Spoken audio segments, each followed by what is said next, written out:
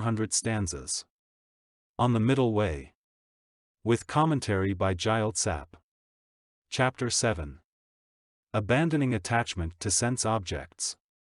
One must first think about the disadvantages of cyclic existence in order to give up the contaminated actions which are its cause.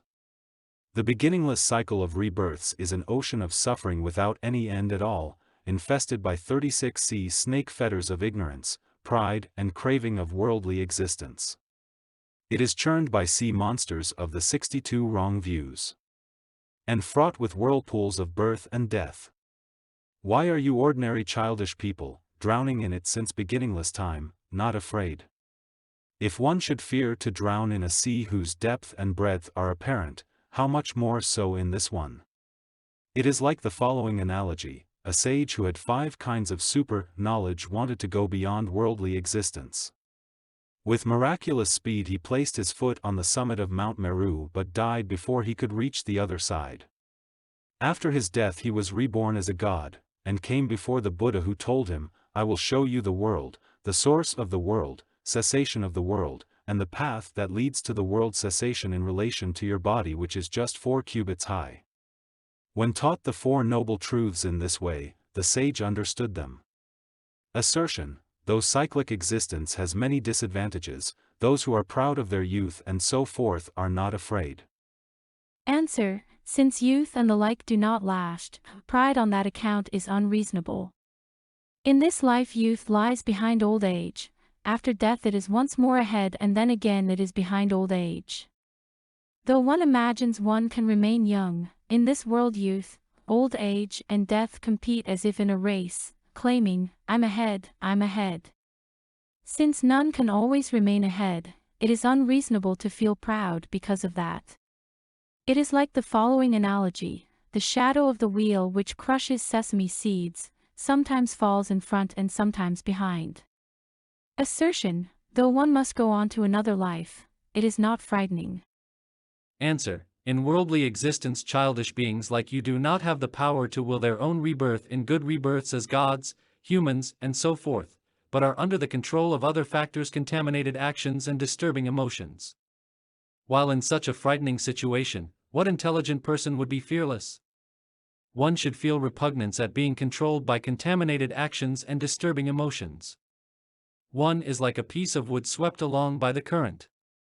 The words zan yang, which appear in some versions of the text, refer to time and mean never. Assertion: though unable to cut through worldly existence in this life because of being enthralled by pleasure, one will try to do so in a future rebirth. Answer: future rebirths are endless and the past is beginningless. Throughout the past you were always only a common being. Act so that the present and future will not be as meaningless as the past, during which you failed to free yourself from worldly existence. Some versions of the text read again, which should be taken to mean again in the future. It is like the following analogy: though the friends of a man who was going with someone else's woman tried to stop him, he did it again later. The Array of Tree Trunks Sutra says, you must break the continuity of rebirths in worldly existence. Question: does the cycle of rebirths have an end or not? If it does, one will gain freedom without the need for effort. If it does not, effort to cut through the cycle of birth and death is senseless, since despite effort one will not gain freedom. Answer: a listener is one who has attained a special life of leisure and fortune and is ready to generate spiritual paths. What is to be heard refers to discourses teaching suchness, and their exponents are the Tathagatas. These 3 occur in the world simultaneously as rarely as the Adumbra flower. Tathagatas are rare because they depend on stores of merit and insight accumulated over 3 countless eons. The other 2 depend on Tathagatas. Thus, in brief, for a person who has these 3 rare and supreme prerequisites for the growth of spiritual paths, the cycle of rebirths is not without an end, since the causes and conditions for stopping it are assembled. In the case of a person for whom they are not assembled, it does not have an end because one cannot determine precisely when the cycle of rebirths will cease.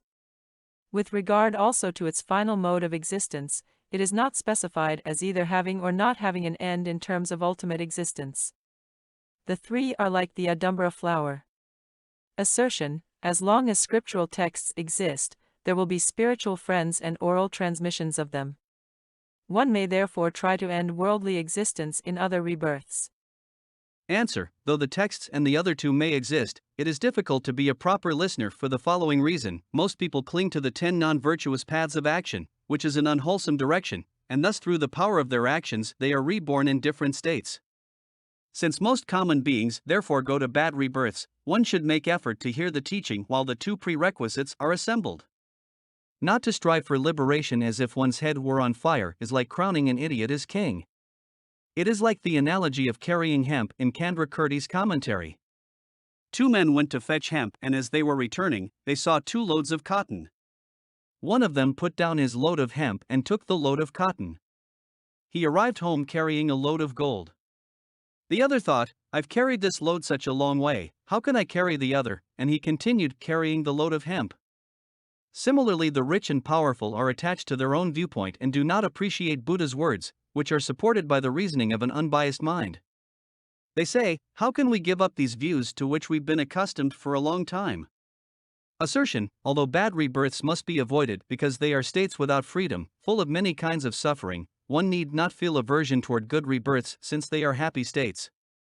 Answer: it is proper to feel aversion toward good rebirths just as one does toward bad ones.